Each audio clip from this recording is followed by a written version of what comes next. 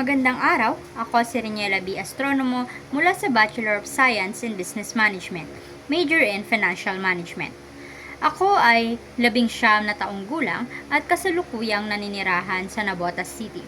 Ang aking ekspektasyon sa asignaturang Sosyedad at Literatura sa Panitikang Panlipunan ay ito ay hindi magiging madali para sa akin dahil hindi naman ito sakop ng aking kursong kinukuha.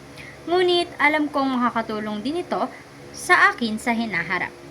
Wala akong ekspektasyon sa aking propesor dahil alam kong kaya niya at alam niya ang mga impormasyong ituturo niya sa amin.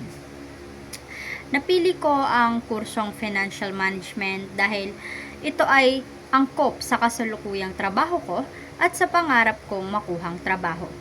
Ang pangarap kong trabaho ay maging isang accountant o kaya naman ay makapagtrabaho sa malaking kumpanya. At alam ko na ang kursong Financial Management ay makakatulong sa akin upang maabot ko ang aking nais na trabaho.